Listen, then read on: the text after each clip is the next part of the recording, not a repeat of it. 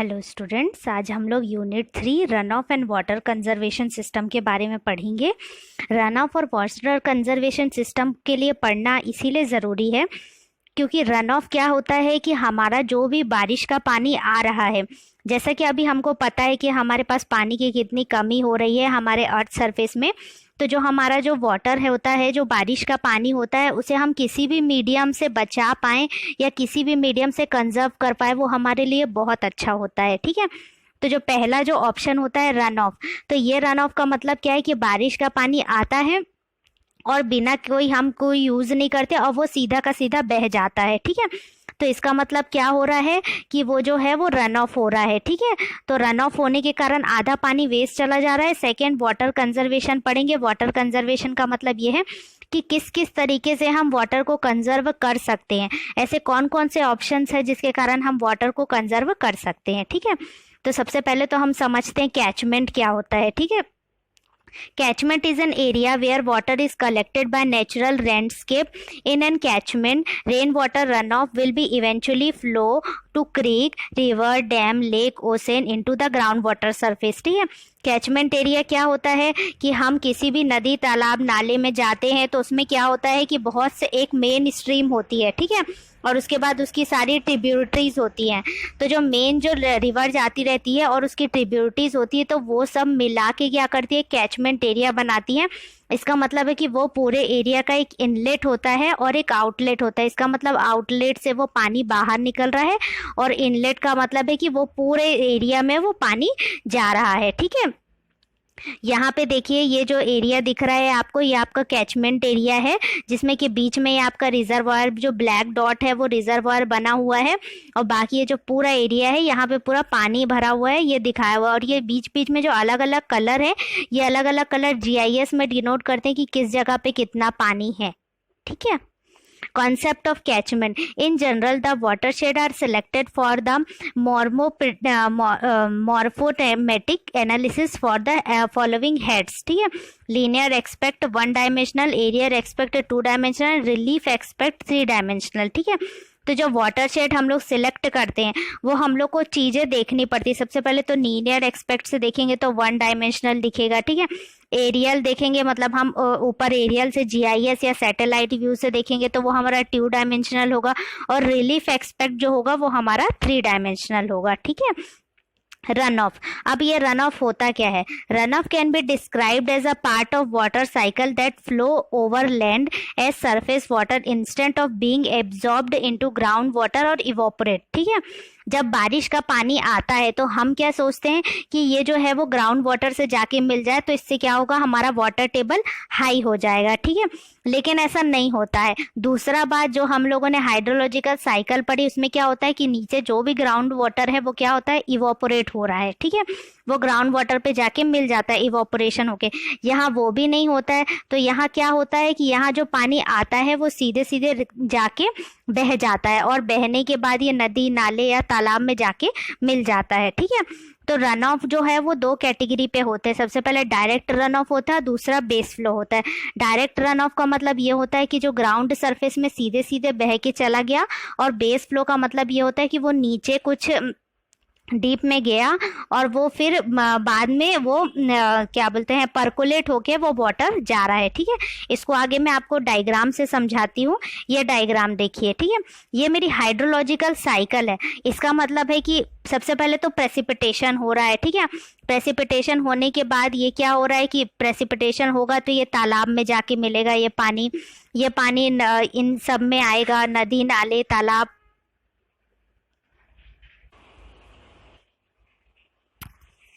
ठीक है, नदी, नाले, तालाब में आएगा। उसके बाद क्या होता है कि ये धीरे धीरे करके इवोपोरेट होता है जो सन के कारण। ठीक, इवोपोरेशन कहाँ से होगा, नदी, नाले, तालाब से होगा। ठीक है, इनफिल्ट्रेशन होगा। इनफिल्ट्रेशन का मतलब ये कि जो ग्राउंड सरफेस में जो भी पानी होगा वो नीचे इनफिल्ट्रेट होगा। और ट्रांसपिरेशन का मतलब क्या होता है कि जो हमारे पेड़ पौधे हैं, पेड़ पौधों के ऊपर भी कुछ अमाउंट ऑफ वाटर होता है, तो वो भी क्या करता है कि वो सन जो है वो खींचता है, तो उसके कारण ट्रांसपिरेशन होगा। ठीक है, अब यहाँ पे आप देख रहे हैं कि 2 टाइप का रन ऑफ दिख रहा है, एक सरफेस रन ऑफ दिख रहा है और सब सरफेस फ्लो दिख रहा है। ठीक है, तो जो सरफेस रन ऑफ है जो ये है कि जो उसके कारण जा रहा है ये पूरा पानी ठीक है। ग्राउंड सरफेस से जो नीचे जा रहा है, सब सरफेस फ्लो जो होता है, जो इनफिल्ट्रेट वाटर होगा वो हमारा नदी नाले तालाब में जाकर मिलेगा, तो इसे सब सरफेस फ्लो बोलेंगे, ठीक है। कंपोनेंट ऑफ रन ऑफ में आप देखिए evaporation, precipitation, temperature, stream flow, percolation, interflow, infiltration, ground water, और ये नीचे जो दिख रहा है ये आपका बेस फ्लो है, ठीक है। बेस फ्लो का मतलब ये है कि जो इनफिल्ट्रेट होके जो वाटर जाएगा वो नीचे से जाके जब ग्राउंड वाटर में मिलेगा अंडरग्राउंड जाके, तो उसे हम बेस फ्लो बोलेंगे, ठीक है। Factor affecting run of. अब रन ऑफ को कौन कौन से फैक्टर्स अफेक्टिंग करते हैं, तो सबसे पहले तो है रेनफॉल की क्या प्रॉपर्टीज है, ठीक है, क्या कैरेक्टरिस्टिक्स है। सबसे पहले तो type of storm and season क्या है, ठीक है। सेकेंड, उसकी इंटेंसिटी कितनी है, कितनी इंटेंसिटी से हो रहा है, ड्यूरेशन कितना है, एरियल डिस्ट्रीब्यूशन कितना है, फ्रीक्वेंसी कितनी है, एंटीसीडेंट प्रेसिपिटेशन है कि दूसरा कोई प्रेसिपिटेशन है, डायरेक्शन ऑफ स्टॉर्म मूवमेंट क्या है। सेकेंड जो है वो मेट्रोलॉजिकल फैक्टर है। मेट्रोलॉजिकल फैक्टर का मतलब ये temperature, humidity, wind pressure, pressure difference. अगर मान लो कि टेम्परेचर बहुत ज़्यादा होगा तो ज़्यादा अमाउंट ऑफ जो वाटर होगा वो क्या हो जाएगा, इवोपरेट हो जाएगा। वहाँ ह्यूमिडिटी है, विंड स्पीड है कि प्रेशर का डिफरेंस होगा। वाटर शेड फैक्टर क्या होगा कि वाटर शेड किस टाइप का है, उसकी साइज क्या है, शेप क्या है, एल्टीट्यूड क्या है, टोपोग्राफी क्या है, जियोलॉजिकल और सॉइल टाइप क्या है, लैंड यूज क्या है, टाइप्स ऑफ ड्रेनेज नेटवर्क क्या है, proximate to ocean and mountain range क्या है, स्टोरेज कैरेक्टरिस्टिक्स में क्या क्या आएगा, depressions, pond, lake, pools, stream, channels, check dams in gullies, upstream reservoir और टैंक्स, और ground water storage in deposits, ठीक है। नेक्स्ट है मेरा हाइड्रोग्राफ। अब रन ऑफ को मैं किस किस टाइप से मैं डिटरमाइन कर सकती हूँ, तो उसका जो पहला जो मेथड है वो होता है हाइड्रोग्राफ। हाइड्रोग्राफ क्या होता है, hydrograph is a graph showing the rate of flow, discharge versus time past a specific point in a river or that channel or conducting carry a flow. The rate of flow is typically expressed in cubic meter or cubic feet per second. ठीक है, तो जो है मेरा rate of flow और discharge versus time के बीच में जो मेरा ग्राफ बनेगा उसे मैं क्या कहूंगी, हाइड्रोग्राफ कहूंगी, ठीक है। It can also refer to a graph showing the volume of water reaching a particular outfall or location in a sewer network. The graph are commonly used design of sewerage, the more especially the design of surface water sewer system or combined sewer. ठीक है, तो ये जो graph है ये क्यों बनाया जाता है, हम जब डिज़ाइन करते हैं सीवरेज और हम लोग सरफेस वाटर के लिए डिज़ाइन करते हैं कि कितना रन ऑफ, कितना डिस्चार्ज होने वाला है कितने टाइम पे, तो उसके लिए मुझे क्या बनाना पड़ता है, हाइड्रोग्राफ। अब ये हाइड्रोग्राफ को आप ध्यान से देखिए, ये हाइड्रोग्राफ बना हुआ है डिस्चार्ज वर्सेस टाइम पे, तो ये रेनफॉल दिखाया हुआ है कि कब कितनी रेनफॉल मेरी हो रही है, ठीक है। जैसे कि ये जो आपको ये रेड कलर के शेप में दिख रहा है, ये मुझे दिख रहा है कि डे 1 पे इतना रेनफॉल हुआ, डे 2 पे इतना हुआ, डे 3 में इतना हुआ, ठीक है। तो अब यहाँ पे देखिए ये जो येलोइश पार्ट है, ये येलोइश पार्ट आपको बता रहा है कि ये बेस फ्लो है, ग्राउंड वाटर फ्लो है, ठीक है। अगर मान लो कि इतना हमारा पानी आ रहा है, इतना रेनफॉल हो रहा है, तो इतना रेनफॉल हमारे लिए बहुत सही है। सेकेंड, ये जो मेरा जो ब्लूइश पार्ट दिख रहा है, तो ये ब्लूइश पार्ट जो है ये एक्सेस अमाउंट ऑफ रेनफॉल है, ठीक है। तो इसमें क्या होता है कि इसमें जो मेरा ये जो ग्राफ बनता है, इसमें फर्स्ट जो है मेरा सबसे अपर पॉइंट में पीक डिस्चार्ज बना हुआ है, ठीक है। ठीक, अब ये पीक डिस्चार्ज आपको दिखाई दे रहा होगा। सबसे पहले राइजिंग लिम्ब होता है, ठीक है। राइजिंग लिम्ब के बाद ये बीच में जो ये होता है मेरा पीक डिस्चार्ज होता है, और उसके बाद फॉलिंग लिम्ब होता है, ठीक है। एक एक करके हम इसको समझने की कोशिश करते हैं टर्मिनोलॉजी को। सबसे फर्स्ट जो होता है वो मेरा होता है rising limb. The rising limb of hydrograph is also known as contraction curve, reflect a prolonged increase in discharge from a catchment area, typically in response to a rainfall event. ठीक है, rising limb क्या होता है, एक concentration curve है जो कि बताता है कि आपका रेनफॉल कितना हो रहा है, रेनफॉल इवेंट कब कब हुआ है, ठीक है। रिसेशन लिम्ब क्या होता है, the recession limb extend from a peak flow rate onwards the end of storm flow, example quick flow or direct runoff, and the return of groundwater derived flow is often taken as a point of inflection in recession limb. ठीक है, recession limb में क्या होता है, मुझे base flow पता चलता है, और बेस फ्लो के बाद की जो एंड ऑफ स्टॉर्म हो रहा है वो रिसेशन लिम्ब के अंदर आता है, ठीक है। पीक डिस्चार्ज क्या होता है? The highest point of hydrograph when the rate of discharge is greatest, ठीक है।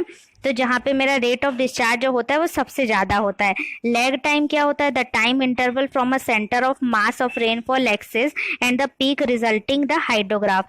टाइम ऑफ टू पीक क्या होता है? The time interval from the start of the resulting hydrograph. Discharge क्या होता है? The rate of flow volume per unit time passing a specific location in a river और channel. तो वो क्या होता है? वो डिस्चार्ज होता है कि जो रेट ऑफ फ्लो है, जो कि मेरा नदी नाले तालाब में जो भी पास के रिवर लोकेशन है उसमें जाके मिल जाएगा। Type of hydrographs can include, ठीक है। अब storm hydrograph, flood hydrograph, annual hydrograph also known as regimes, ठीक है। फ्लड हाइड्रोग्राफ का मतलब है कि हम फ्लड डिटरमाइन कर सकते हैं इससे, direct run off hydrograph determine कर सकते हैं, effective run off hydrograph determine कर सकते हैं, रास्टर हाइड्रोग्राफ, और storage opportunities in the drainage network such as lake, reservoirs, wetland, channel and bank storage capacity, ये सब हम डिटरमाइन कर सकते हैं, ठीक है। नेक्स्ट होता है मेरा एक टाइप यूनिट हाइड्रोग्राफ।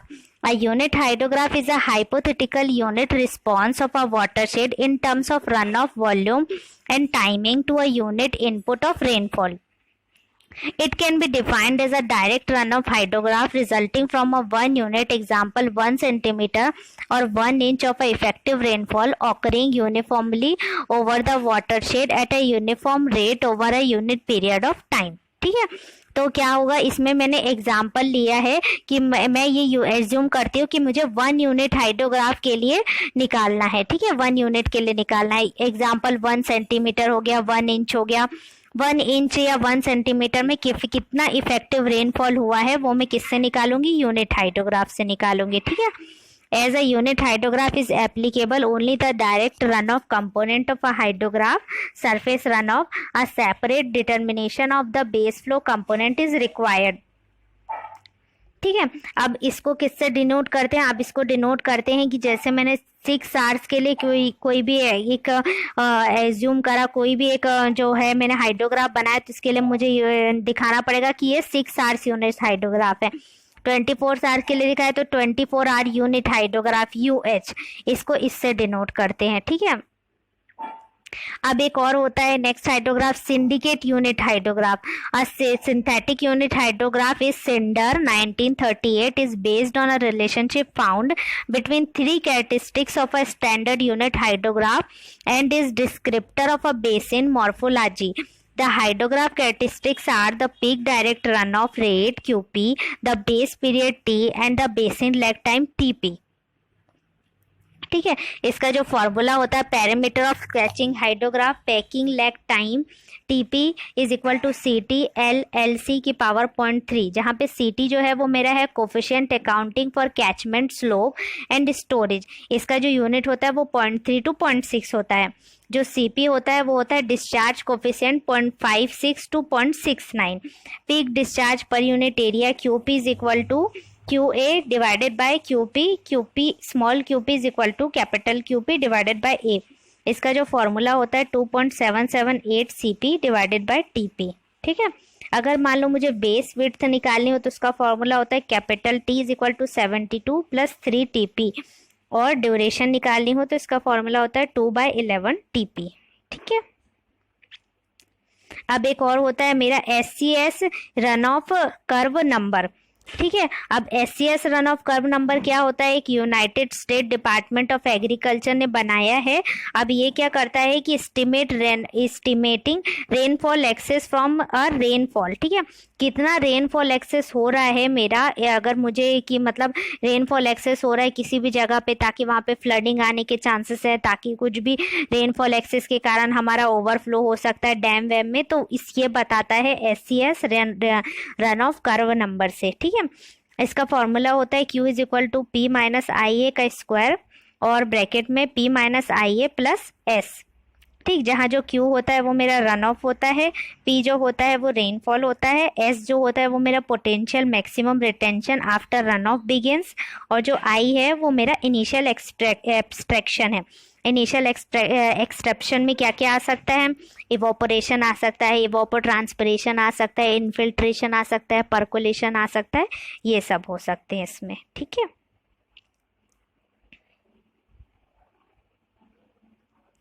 इसको निकालने के लिए IA का फॉर्मूला होता है 0.2S, ठीक है। तो जो Q का फॉर्मूला हो जाएगा वो हो जाएगा P माइनस 0.2S का स्क्वायर P प्लस 0.8S, ठीक है। तो जो S होता है वो होता है 1000 divided by curve number minus 100, ठीक है। तो जो कर्व नंबर है वो क्या होता है मेरा 0 से 100 की रेंज में होता है। नेक्स्ट है रेन वाटर हार्वेस्टिंग। क्या है रेन वाटर हार्वेस्टिंग? जो हमारा रेन वाटर हार्वेस्टिंग है वो अभी बहुत ट्रेंडिंग टॉपिक चल रहा है, इसीलिए क्या है हमारे सिलेबस में इंक्लूड किया गया है। रेन वाटर हार्वेस्टिंग क्या होता है कि हमारा जो भी पानी रेनफॉल गिरता है और हमारे छत पे पानी इकट्ठा होता है वो सारा पानी क्या हो जाता है, वेस्ट चला जाता है, ठीक है। तो वो पानी वेस्ट ना जाने के लिए हम लोग क्या करते हैं, रेन वाटर हार्वेस्टिंग को प्रमोट कर रहे हैं। अब रेन वाटर हार्वेस्टिंग होता क्या है? It is conscientious collection and storage of rainwater for drinking, domestic purpose and irrigation.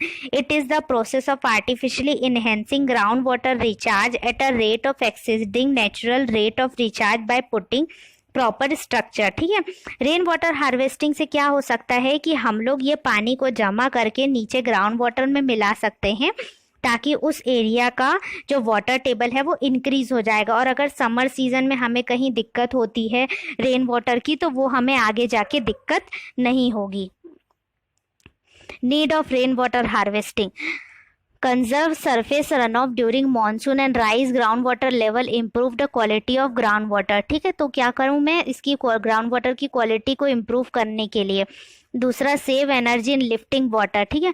Water lift करने के लिए जो एनर्जी लगती है वो भी नहीं लगेगी। 1 metre rise of water level saves 0.4 kilowatt per hour of energy reduction in soil erosion. Prevention of sea water ingress in coastal area, ठीक है।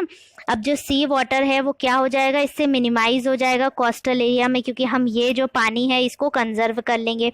Decrease in flooding in road, ठीक है। चोकिंग इन स्टॉर्म ड्रेज, जो भी हमारी नाली चोक हो जाती है बरसात के टाइम पे और सड़कों में पानी भर जाता है, अगर हम ये पानी कंजर्व कर लेते हैं तो ये सब भी कम हो जाएगा।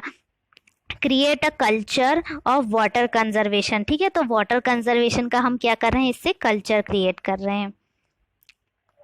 Rain water harvesting in urban area. Urban area में रेन वाटर हार्वेस्टिंग कैसे की जाती है?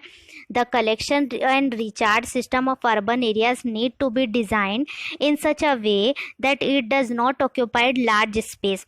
Water to be harvested is available from a rooftop, paved and unpaved area. The quantity of water is comparatively small. ठीक, अब ये जो roof top rain water harvesting है ये कैसे हो सकती है? हम मान लो कि हम एक रिचार्ज पिट बना ले, रिचार्ज की हम एक नाली बना ले, ट्रेंच बना ले, ट्यूब वेल बना ले या रिचार्ज वेल बना ले, ठीक है। रिचार्ज पिट क्या होता है? अब ये देखिए, मान लो कि ये आपका रूफ टॉप है, रूफ टॉप में से मैंने क्या करा, एक 10 सेंटीमीटर डायमीटर का पाइप नीचे किया, ठीक है।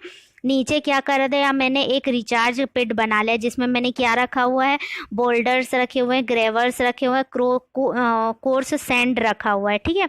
अब इस जगह पे जब मैं पानी को पास करूंगी तो ये इन सब से होके जाएगा, ठीक है। और ये सब क्या करते हैं, उसको फिल्ट्रेट करने का काम करते हैं और उसके बाद ये नीचे जाके वाटर लेवल से मिल जाएगा, ठीक है। और वाटर लेवल क्या हो जाएगा, वहाँ का इंक्रीज हो जाएगा। To recharge shallow aquifer generally 1 to 2 meter wide and 2 to 3 meter deep, grading by sand gravels and boulders is done. The top sand layer is periodically cleaned, suitable for building with roof area 100 square meter, ठीक है। अब ये क्या होता है कि 100 square metre के लिए जब भी कोई एरिया है, कोई भी मतलब हमारा अर्बन एरिया है, उसके लिए ये सुटेबल है। सेकेंड है रिचार्ज ट्रेंच। रिचार्ज ट्रेंच का मतलब है suitable for building with roof area 200 से 300 स्क्वायर मीटर। मान लो कि अगर 200 से 300 स्क्वायर मीटर का हमारा कोई भी एक बिल्डिंग बना हुआ है, ठीक है, तो उसमें क्या करें, हम ये नाली बना दें, ठीक है। अब ये नाली बनाने का मतलब ये है कि रेन वाटर मान लो कि छत पे कलेक्ट होगा, वहाँ से वो पानी नीचे जाएगा और क्या करें, हम इसे नाली बना दे, रिचार्ज ट्रेंच बना दे, ठीक है। और रिचार्ज ट्रेंच में भी हम लोग क्या करें कि फिल्टर लगा दे। फिल्टर किससे लगाएंगे कि हम 50% बोल्डर डाल दे, 20% ग्रेवल डाल दे, 50% सैंड डाल दे। तो ये क्या होगा, वाटर से क्लीन भी हो जाएगा और क्लीन होने के बाद क्या होगा कि ये वाटर नीचे जाके ग्राउंड वाटर टेबल में मिल जाएगा। नेक्स्ट है मेरा ट्यूबवेल। ट्यूबवेल क्या है? For the area of shallow dried aquifer, ठीक है, जहाँ पे हमारे क्या होते हैं कि एक्वीफर जो है वो शैलो ड्राई होते हैं। Rain water of the first shower is rejected and the subsequent water is taken to a filter chamber through PVC pipes, filter 1 to 1.2 mm length. अब इसमें क्या होगा पता है कि ये जो हमारे एक्वीफर्स हैं वो क्या करेंगे, वाटर को स्टोर करके रखेंगे, ठीक है। अब ये वाटर को स्टोर करके रखने के लिए क्या करते हैं, पीवीसी की पाइप बना लेते हैं और पीवीसी की पाइप के कारण ये जो वाटर है उसको नीचे पहुंचा देते हैं, ठीक है। तो इससे क्या होगा कि ये वाटर को स्टोर करके रखते हैं और जब भी हमें नीड हो हम इनमें से ले सकते हैं। Recharge wells. रिचार्ज वेल का डायग्राम में आप ध्यान से देखिए, इसमें क्या होगा कि रिचार्ज के लिए एक कुआं बनाया हुआ है, जिससे कि क्या हो रहा है कि छत में से पानी कलेक्ट होकर ये इस रिचार्ज वेल में डालते जा रहे हैं, ठीक है। और यहाँ साइड साइड में जो एक्वीफर है उससे क्या हो रहा है कि यहाँ के वाटर टेबल का जो पानी है वो इंक्रीज होता जा रहा है। अब rain water harvesting in rural area, the quantity and space available for water to be recharge is large, ठीक है। तो ये रूरल एरिया में क्या होता है कि जो वाटर है वो क्या होता है कि लार्ज होता है, hence the spreading technique is generally adopted. तो इसमें क्या होता है कि हमारा जो स्प्रेड करने की टेक्निक है वो अवेलेबल जो हम एडॉप्ट करते हैं। अब rain water harvesting is done to gully plug, contour bund, check dams, percolation tank, recharge shaft, dug well recharge और सबसरफेस डाइक, ठीक। सबसे पहले गली प्लग। गली प्लग का मतलब ये होता है कि यहाँ पे क्या कर दिया है इनने, inexpensive, easy to install, prevent erosion, conserve soil moisture, build across gullies, small storm from a locally available stone and clay, ठीक है। इसका मतलब ये है कि मान लो जिस जगह से पानी बहुत ज़्यादा बह के जाएगा तो वो क्या करता है, उसकी मिट्टी को बहा के ले जाता है और वहाँ पे सॉइल इरोजन होगा, ठीक है। तो हम क्या करें, यहाँ पे हम एक क्या बोलते हैं, एक स्टोन्स और क्ले का एक जो है वो बना दे स्ट्रक्चर, ताकि इससे क्या हो कि पानी को पास होने के लिए जगह ना मिले, ठीक है, जिससे वो पानी वहीं स्टोर हो जाएगा। गली प्लग्स। गली प्लग्स का मतलब क्या होता है, गली प्लग्स के लिए आपने ये देखा हुआ है, ये स्ट्रक्चर बना हुआ है बीच बीच के ट्रेंच में, नाली में, जिससे कि क्या हो कि वो आसपास के एरिया की मिट्टी को बहा के ना ले जा पाए। कॉन्टूर बंड्स। कॉन्टूर बंड्स का मतलब ये है कि हिली एरियाज में क्या होता है कि अगर पानी ऊपर से नीचे आ रहा हो तो वो क्या करता है कि पूरी की पूरी मिट्टी को और सॉइल मॉइस्चर को बहा के ले जाता है। तो हम लोग इसमें ऐसा कॉन्टूर बंड्स करते हैं ताकि इससे क्या होता है कि सॉइल का जो मॉइस्चर है वो हमेशा बरकरार रहता है। चेक डैम्स और नाला बंड्स। चेक डैम्स क्यों करते हैं, constructed across stream with gentle slope, generally height 1.2 1.5 to 2 metre, may be constructed from masonry और कॉन्क्रीट, ठीक है। तो मैसनरी कॉन्क्रीट का स्ट्रक्चर होता है ताकि जिससे क्या हो जाए, इसमें डैम्स और चेक डैम्स और नाला बंड्स इसमें बना पाए। Percolation tank. परकोलेशन टैंक क्या होता है, water body created by submerging highly permeable land constructed on highly fractured and weathered rock with lateral continuity down stream. Storage capacity होती है 0.1 to 0.5 MCM, mostly earthen dam 3 to 4.5 with masonry spillway. Recharge shaft. Recharge shaft क्या होता है, the most efficient and cost effective technique to recharge unconfined aquifer, generally diameter होता है 0.5 to 3 metre and depth होता है इसकी 10 से 15 मीटर की। Shaft is filled with filter media like boulder, gravel, coarse sand. Shaft should and in more permeable strata below the top of impermeable strata. Next जो होता है वो मेरा होता है डग वेल्स। डग वेल्स क्या होता है, existing and abandoned dug well may be utilized as a recharge structure after cleaning and desiltation the same. Periodic chlorination should be done to prevent bacteriological contamination, ठीक है। अब इसमें क्या होता है कि डग वेल रिचार्ज में ये वाटर फ्रॉम फील्ड से मैंने लिया है, अब इसको क्या करते हैं हम लोग, सिल्टी वाटर जो रहता है उसको पाइप के थ्रू डिलीवर करते हैं और उसके बाद इसको क्लीन करने के बाद इसमें जो है वेल में ट्रांसफ़र कर देते हैं। दूसरा होता है सबसरफेस डाइक। सबसरफेस डाइक का मतलब क्या होता है, subsurface berries across a stream is retard base flow and store water up stream below the ground surface, ठीक है। तो यहाँ पे क्या होता है कि जो सब सरफेस बैरियर बनाते हैं हम लोग स्ट्रीम में, ताकि क्या हो जाए कि पानी जो है वो अप स्ट्रीम में स्टोर कर सके। rise in upstream water level saturates the dry parts of aquifers. The site should have narrow impervious layer with wide valley and narrow outlets. Reservoir sedimentation क्या होता है? That storage is provided to accommodate the deposits disintegration, erosion, transportation. Sediment are the stage of silting. Sedimentation deposited upon trap efficiency, sediment fall velocity and water viscosity. तो ये reservoir sediment के अंतर्गत आता है। Impact of reservoir sediment क्या है? It reduce the storage capacity, it decrease the ability to produce the hydroelectric power, retrogressive deposits, it reduces the ability of water for irrigation and shortening life of reservoir. Remedies क्या क्या होती है? Catchment vegetation, construction of low height barrier, flushing and desiltation of sediment, low level outlet of sediment, sluicing. इसका मतलब ये है कि जो हम लोग वो करते हैं, अगर हम नहीं कर पा रहे रेन वाटर हार्वेस्टिंग, तो हम क्या कर सके? कैचमेंट का वेजिटेशन करें, कंस्ट्रक्शन ऑफ लो हाइट के बैरियर्स बनाए ताकि क्या हो जाए, पानी को स्टोर करके रख सके, flushing and desiltation of sediment करें, low level outlet of sediment, sluicing करें। ठीक है, ठीक। Hope you very well known about the runoff and water conservation treatment. Keep learning.